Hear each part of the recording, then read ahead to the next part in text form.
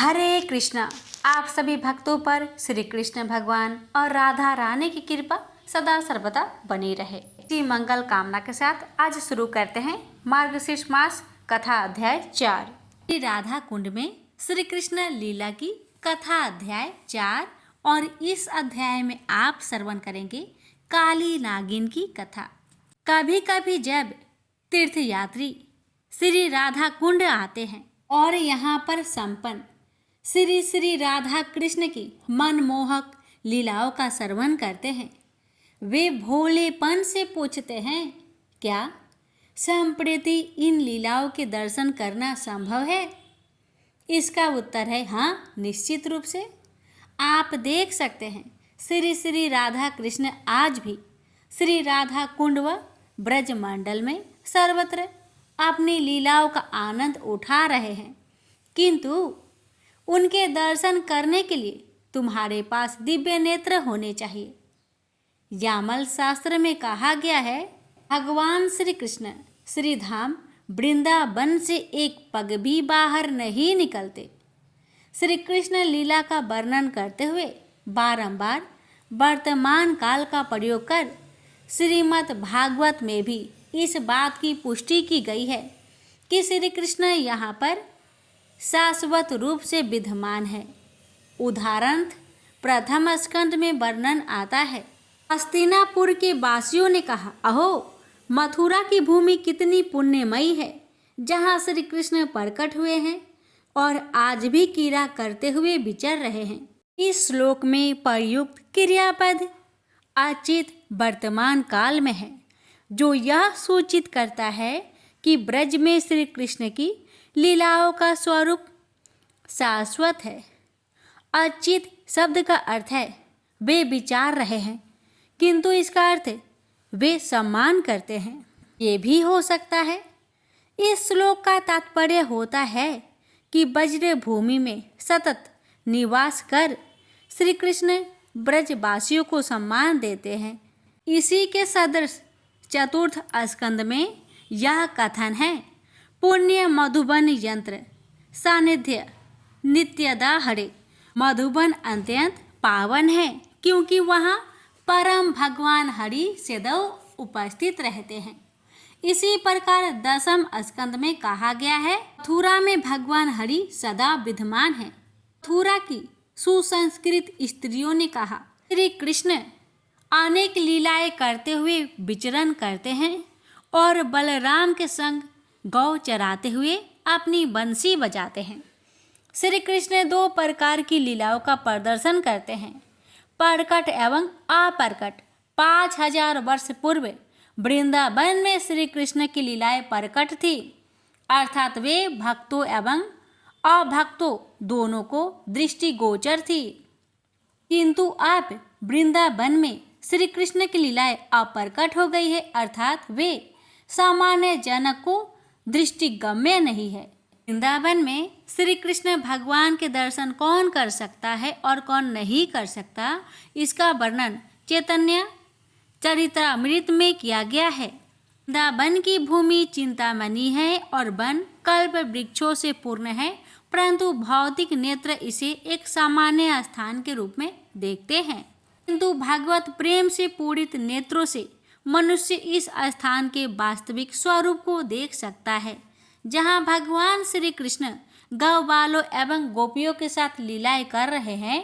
निष्कर्ष ये है कि श्री राधा श्री कृष्ण व उनके समस्त नित्य परिवार श्री राधा कुंड एवं वज्रधाम में सर्वत्र सदैव आनंदमयी लीलाओं का आस्वादन कर रहे हैं। यदि किसी के पास विशेष प्रेम नेत्र है तो वह आज भी उन्हें देख सकता है।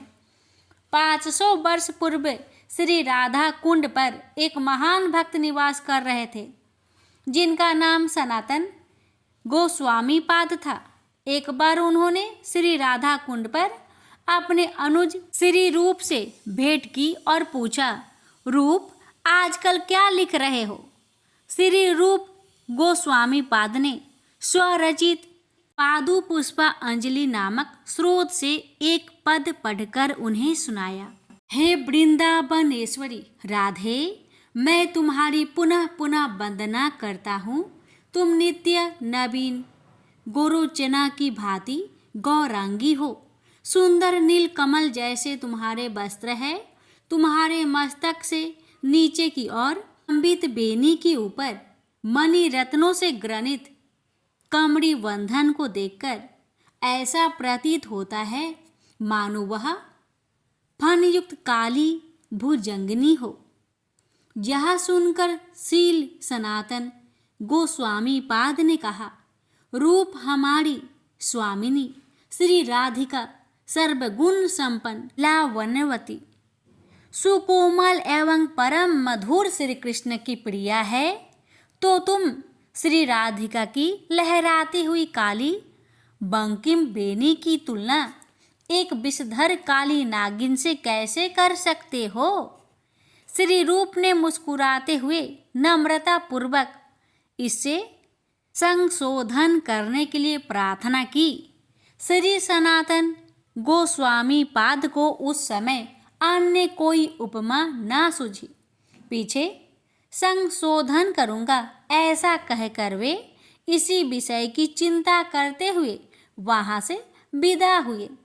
जब वे श्री राधा कुंड की पश्चिम दिशा में पहुँचे तब उन्होंने एक अद्भुत दृश्य देखा। उन्होंने एक विशाल कदम वृक्ष की डालियों से लटकते हुए एक झूले पर श्री जी को झूलते देखा। कुंद पर मंद मंद पवन बह रहा था। मिलिंद वृंद गुंजार कर रहे थे और प्रफुल्ल कदम पुष्पों की भीनी भीनी सुगंध चाहू और फैली हुई थी।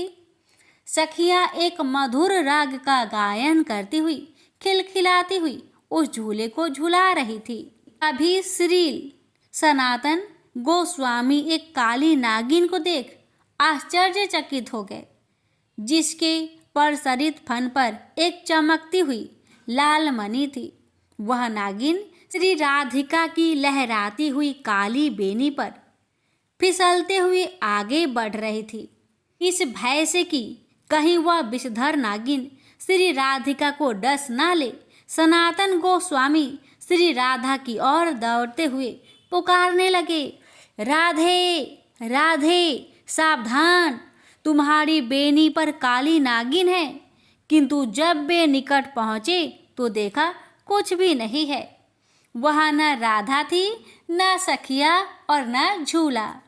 वे उस दृश्य को स्मरण कर आनंद से क्रोधन करते हुए धरती पर गिर पड़े कि सनातन गोस्वामी का चित्त सर्वथा विशुद्ध था। उन्हें नित्य लीला की स्फूर्ति हुई, जिससे उन्हें झूलन लीला के दर्शन हुए। वज्र धाम का ऐसा प्रभाव है और करुणामयी श्री राधा की अहेतु की कृपा अपरंपार है। यह लीला 400 वर्ष पूर्व घटित हुई, किंतु आज भी शुद्ध भागवत भक्तों को श्री राधा कुंड में संप्रति सम्मान हो रही है। श्री श्री राधा माधव की ऐसी लीलाओं के दर्शन होते हैं। भगवान अपने प्रेमी भक्तों की प्रति अति दयालु व स्नेहशील है। अतः एवं श्री कृष्ण भक्त वत्सल कहलाते हैं। इसलिए सनातन की दुविधा का समाधान तथा श्री रूप की रचना का समर्थन करने हेतु श्री कृष्ण ने स्वयं इस विलक्षण लीला का विधान किया। यह लीला इस बात की पुष्टि करती है कि श्री राधा और श्री कृष्ण सदैव अपने शुद्ध भक्तों के संग प्रेम विनिमित करते हैं।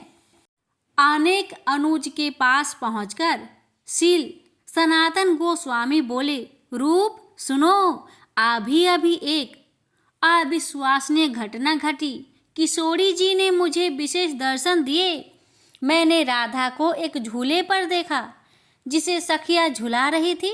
सहसा मैंने एक चमकती हुई काली नागिन देखी जिसके फन पर एक मणि थी और वह राधा की बेनी पर चढ़ रही थी। उसे देखते ही मुझे समझ में आ गया कि तुम्हारी उपमा स्वर्ग सुंदर है, उसमें संशोधन की कोई आवश्यकता नहीं है। जिस स्थान पर शील सनातन गोस्वामी पाद को श्री राधिका जी के दर्शन हुए वह झूलन तला कहलाता है। यह स्थल श्री राधा कुंड के पश्चिम तट पर श्री राधा कृष्ण पुराना मंदिर के सामने स्थित है और आधे काल में एक पत्थर के गेट जैसी आकृति द्वारा धोतित है। प्रेम से बोलिए राधे राधे। हे राधे रानी, हे कृष्ण भगवान जी, आपकी कथा कहने वाले, सुनने वाले, होकर भरने वाले सब पर, सबके परिवार पर अपनी कृपा सदा सर्वदा बनाए रखे।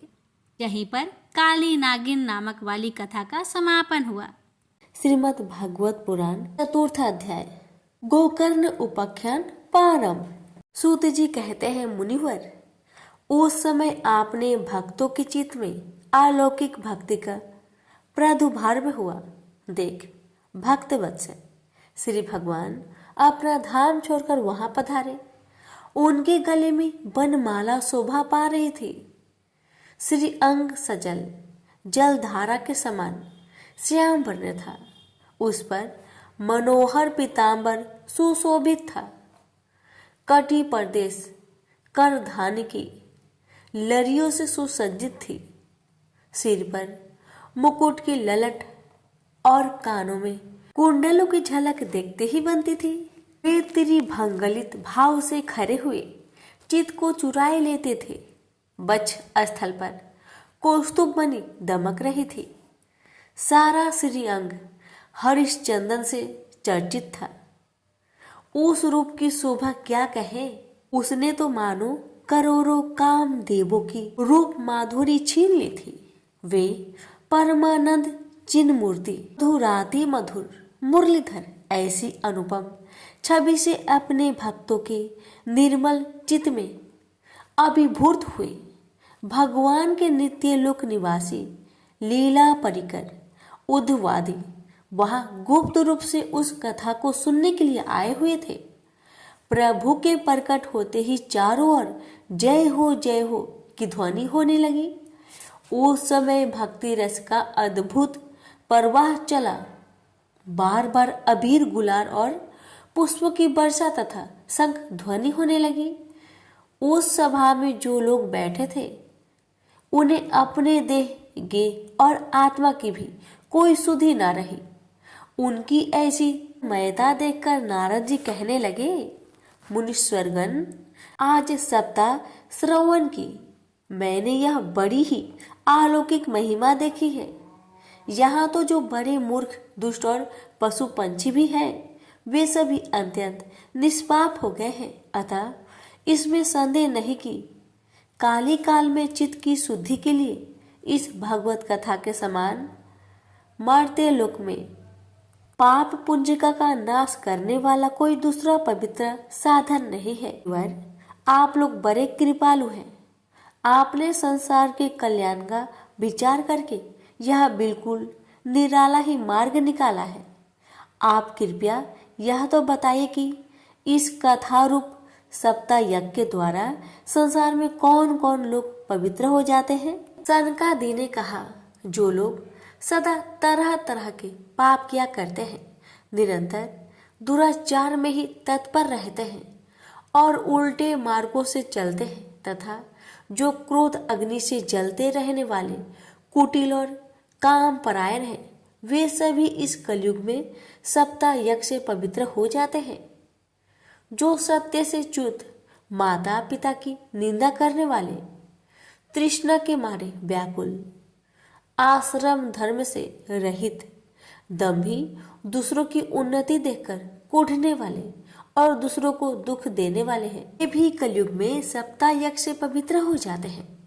जो मदिरापान, ब्रह्म हत्या, स्वर्ण की चोरी, गुरु स्त्री गमन और विश्वासघात, ये 5 महापाप करने वाले, छल परायण, क्रूर पिशाचों के समान निर्दयी, ब्राह्मणों के धन से पुष्ट होने वाले और वैभवचारी हैं, वे भी कलयुग में सप्ताह यज्ञ से पवित्र हो जाते हैं। जो दुष्ट आग्रह पूर्वक सर्वदा मन, वाणी या शरीर से पाप करते रहते हैं, दूसरे के धन से ही पुष्ट होते हैं तथा मलिन मन और दुष्ट हृदय वाले हैं, वे भी कलयुग में सप्ताह यज्ञ से पवित्र हो जाते हैं। नारद जी, अब हम तुम्हें इस विषय में एक प्राचीन इतिहास सुनाते हैं। उसके सुनने से ही सब पाप नष्ट हो जाते हैं। पूर्व काल में तुंगभद्रा नदी के तट पर एक अनुपम नगर बसा हुआ था। वहाँ सभी वर्णों के लोग अपने अपने धर्मों का आचरण करते हुए सत्य और सत्कर्मों में तत्पर रहते थे। उस नगर में समस्त वेदों का विशेषज्ञ और स्वत स्मरात कर्मों से निपुण एक आत्मदेव नामक ब्राह्मण रहता था। वह साक्षात दूसरे सूर्य के समान तेजस्वी था। वह धनी होने पर भी भिक्षाजीवी था। उसकी प्यारी पत्नी धुंधली, कुलीन एवं सुंदर होने पर भी सदा अपनी बात पर अड़ जाने वाली थी। उसे लोगों की बात करने में सुख मिलता था।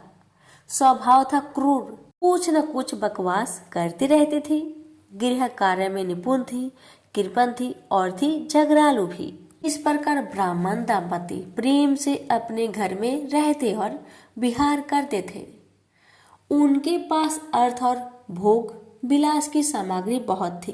घर द्वार भी सुंदर थे, परंतु उससे उन्हें सुख नहीं था।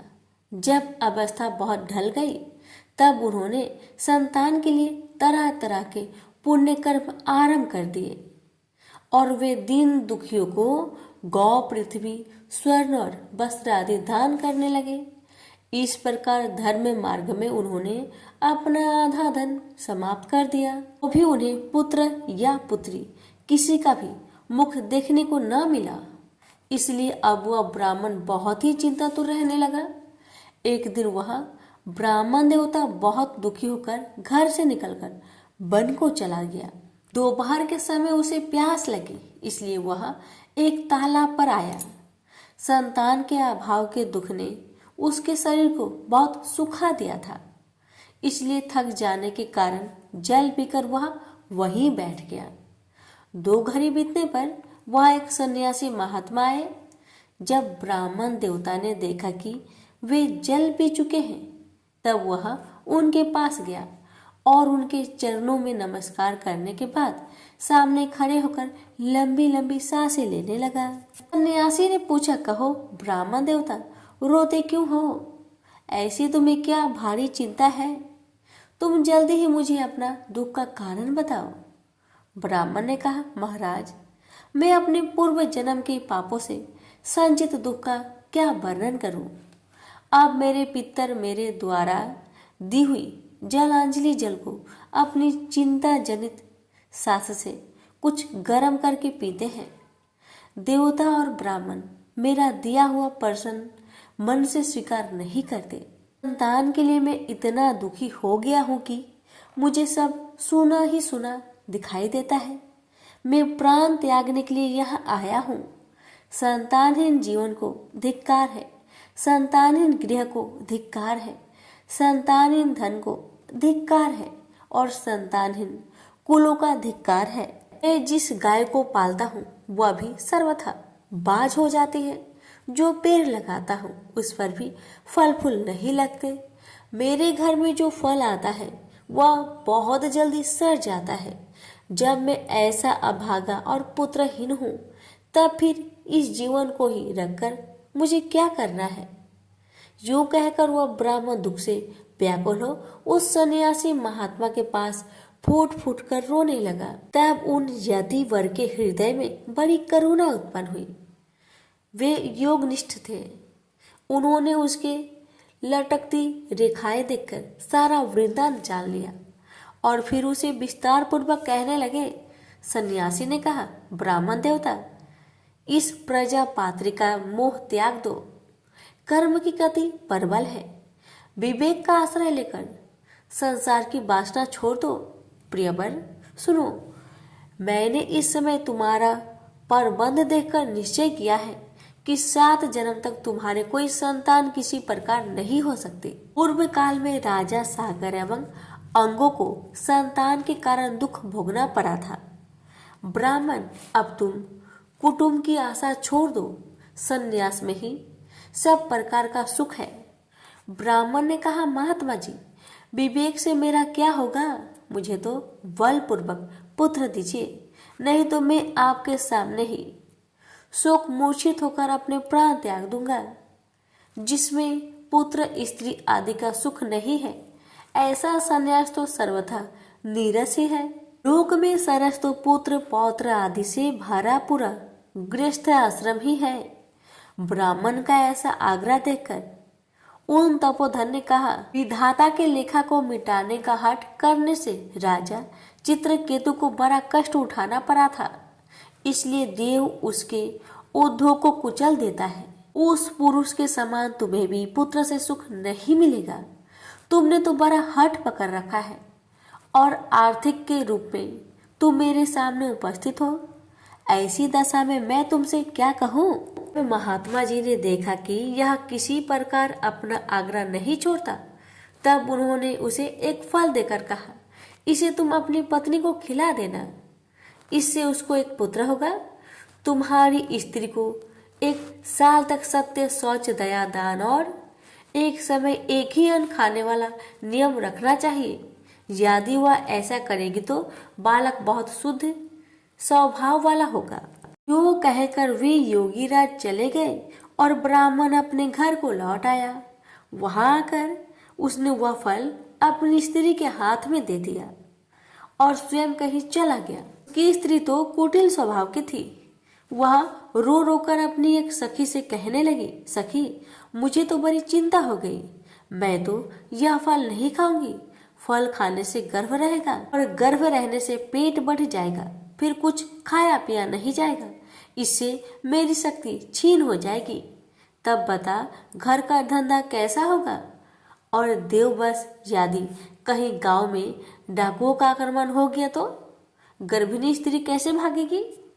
यदि सुखदेव जी की तरह यह गर्भ भी पेट में ही रह गया तो इसे बाहर कैसे निकाला जाएगा। और कहीं प्रसव काल के समय वह टेढ़ा हो गया तो फिर प्राणों से ही हाथ धोना पड़ेगा। यूं भी प्रसव के समय बड़ी भयंकर पीड़ा होती है। मैं सुकुमारी भला ये सब कैसे सह सकूंगी। जब मैं दुर्बल पड़ जाऊंगी तब ननद रानी आकर घर का सब माल मता समेट कर ले जाएगी और मुझसे तो सत्य शौच आदि नियमों का पालन होना भी कठिन ही जान पड़ता है। जो स्त्री बच्चा जनती है उसे उस बच्चे के लालन पालन में भी बड़ा कष्ट होता है। मेरे विचार से वो बांधिया या विधवा स्त्री ही सुखी है।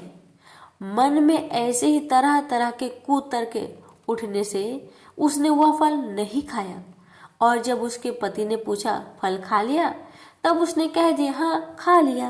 एक दिन उसकी बहन अपने आप ही उसके घर आई। तब उसने अपनी बहन को सारा वृत्तांत सुनाकर कहा कि मेरे मन में इसकी बड़ी चिंता है। मैं इस दुख के कारण दिनों दिन दुबली हो रही हूँ।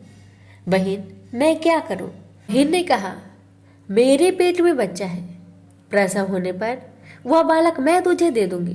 तब तक तुम गर्भवती महिला के समान घर में गुप्त रूप से सुखी पूर्वक रहो, चिंता को त्याग दो। तुम मेरे पति को कुछ धन दे देना तो वह अपना बालक तुम्हें दे देगा। ऐसे ही युक्ति करेंगे कि जिससे सब लोग को यही लगेगा कि इसका बालक 6 महीने का होकर ही मर गया और मैं नित्य प्रति तेरे घर आकर उस बालक का पालन पोषण करती रहूंगी। तू इस समय इसकी जांच करने के लिए यह फल गौ को खिला दे। ब्राह्मण ने स्त्री स्वभाव बस जो जो उसकी बहन ने कहा उसने वैसा ही किया।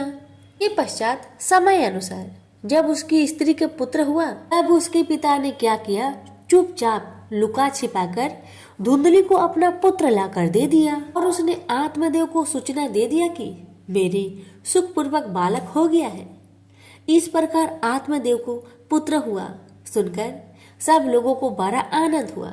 ब्राह्मण ने उसका जात कर्म संस्कार करके ब्राह्मणों को दान दिया और उसके द्वार पर गाना बजाना तथा अनेक प्रकार के मांगलिक कृत्य होने लगे। धुंधली ने अपने पति से कहा मेरे स्तनों में तो दूध ही नहीं है, फिर गौ आदि किसी अन्य जीव के दूध से मैं इस बालक का किस प्रकार पालन करूंगी। मेरे बहन के अभी बालक हुआ था, वह मर गया, उसे बुलाकर अपने यहाँ रख लेते हैं तो वह आपके इस बच्चे का पालन पोषण कर लेगी। अब पुत्र की रक्षा के लिए आत्मदेव ने वैसा ही किया तथा माता धुंधली ने उस बालक का नाम धुंधकारी रखा। इसके बाद 3 महीने बीतने पर गौ ने जिसने फल खाया था उसने भी एक मनुष्य का बच्चा को जन्म दिया। वह स्वर्ग सुंदर दिव्य निर्मल तथा स्वर्ण किसी कांति वाला था। ये देखकर ब्राह्मण देवता को बड़ा आनंद हुआ और उसने स्वयं ही उसके सब संस्कार किए। समाचार से वहां के सब लोगों को बहुत आश्चर्य हुआ और वे सब बालक को देखने के लिए आए तथा आपस में कहने लगे, देखो भाई, अब आत्मदेव का कैसा भाग्य उदय हुआ है। कैसे आश्चर्य की बात है कि गौ के भी ऐसा दिव्य रूप बालक उत्पन्न हुआ है। योग से इस गुप्त रहस्य का किसी को भी पता न लगा। आत्मदेव ने उस बालक के गौ जैसे कान देखकर उसका नाम गौकर्ण रखा। कुछ काल बीतने पर वे दोनों बालक जवान हो गए। उनमें गौकर्ण तो बड़ा पंडित और ज्ञानी हुआ, किंतु धुंधकारी बड़ा ही दुष्ट निकला। स्नान शौच आदि ब्राह्मणोचित आचारों का उसमें नाम भी न था, न ही कोई खान पान में ही उसका कोई परहेज था। क्रोध उसमें बहुत बढ़ा चढ़ा था। वह बुरी बुरी वस्तुओं संग्रह किया करता था। मुर्दे के हाथ से छुआ हुआ अन्न भी खा लेता था। दूसरों की चोरी करना और सब लोगों से देश बढ़ाना उसका स्वभाव बन गया था। छिपे छिपे वह दूसरों के घर में आग लगा देता था। दूसरों के बालकों को खिलाने के लिए अपने गोद में लेता और चट से ही कुएं में डाल देता। हिंसा का उसे व्यासन सा हो गया था। हर समय वह अस्त्र शस्त्र धारण किए रहता और बेचारे अंधे और दीन दुखियों को व्यर्थ में तंग करता। चंडालों से उसका विशेष प्रेम था। बस हाथों में फंदा लिए कुत्तों की टोली के साथ शिकारी टोल में घूमता रहता। बेस्याओं के जाल में फंसकर उसने अपने पिता की सारी संपत्ति नष्ट कर दी। एक दिन माता पिता को मार पीट कर घर से सब बर्तन भारे उठा ले गया। इस प्रकार जब सारी संपत्ति स्वाहा हो गई तब उसका कृपण पिता फूट फूट कर रोने लगा और बोला, इससे तो इसकी माँ का बाज रहना ही अच्छा था। कुपुत्र तो बड़ा ही दुखदाई होता है। अब मैं कहाँ रहूं, कहाँ जाऊं? मेरे संकटों का कौन काटेगा? हाय, मेरे ऊपर तो बड़ी विपत्ति आ पड़ी है। इस दुख के कारण अवश्य ही मुझे एक दिन प्राण छोड़ना पड़ेगा। उसी समय परम ज्ञानी गोकर्ण जी वहां आए और उन्होंने पिता को वैराग्य का उपदेश करते हुए बहुत समझाया। वो बोले, पिताजी, यह संसार आसार है। यह अत्यंत दुख रूप और मोह में डालने वाला है। पुत्र किसका, धन किसका? स्नेहवान पुरुष रात दिन दीपक के समान जलता रहता है। सुख ना तो इंद्र को है और न चक्रवर्ती राजा को ही है, तो केवल विरक्त एकांत जीवी मुनि को। यह मेरा पुत्र है, इस अज्ञान को छोड़ दीजिए। मोह से नरक की प्राप्ति होगी। यह शरीर तो नष्ट ही होगा, इसलिए सब कुछ छोड़कर वन में चले जाइए। गोकर्ण के वचन सुनकर आत्मदेव वन में जाने के लिए तैयार हो गए और उनसे कहने लगा, बेटा, वन में रहकर मुझे क्या करना चाहिए, यह मुझसे विस्तार पूर्वक कहो। मैं बड़ा मूर्ख हूँ। अब तक कर्म बस स्नेह पास में बधा हुआ उनकी भांति इस घर रूप अंधेरे कुएं में ही पड़ा रहा हूँ। तुम बड़े दयालु हो, इससे मेरा उद्धार करो। गोकर्ण ने कहा, पिताजी, यह शरीर हड्डी मांस और रुधिर का पिंड है, जिसे आप मैं मानना छोड़ दे और स्त्री पुत्र आदि को अपना कभी न माने। इस संसार को रात दिन क्षण भंगुर देखे। इसकी किसी भी वस्तु को अस्थायी समझकर उसमें राग न करे। बस एकमात्र वैराग्य से रसिक होकर भगवान की भक्ति में लगे रहे। भगवत जन ही सबसे बड़ा धर्म है। निरंतर उसी का आश्रय लिए रहे। अन्य सब प्रकार के लौकिक धर्म से मुख मोड़ ले। सदा साधु जनों की सेवा करे। भोगों की लालसा को पास न भटकने दे तथा जल्दी से जल्दी दूसरे के गुण दोषों का विकार करना छोड़कर एकमात्र भगवत सेवा और भगवान की कथाओं के रसपान ही करे। इस प्रकार पुत्र की वाणी से प्रभावित होकर आत्मदेव घर छोड़ दिया और वन की यात्रा की। यद्यपि उसकी आयु उस समय 60 वर्ष की हो चुकी थी, फिर भी बुद्धि में पूरी दृढ़ता थी। वही रात दिन भगवान की सेवा पूजा करने से और नियम पूर्वक भगवत के दसम स्कंद का पाठ करने से उसने भगवान श्री कृष्णचंद्र को प्राप्त कर लिया। प्रेम से बोलिए श्री कृष्ण भगवान की जय, राधा रानी की जय।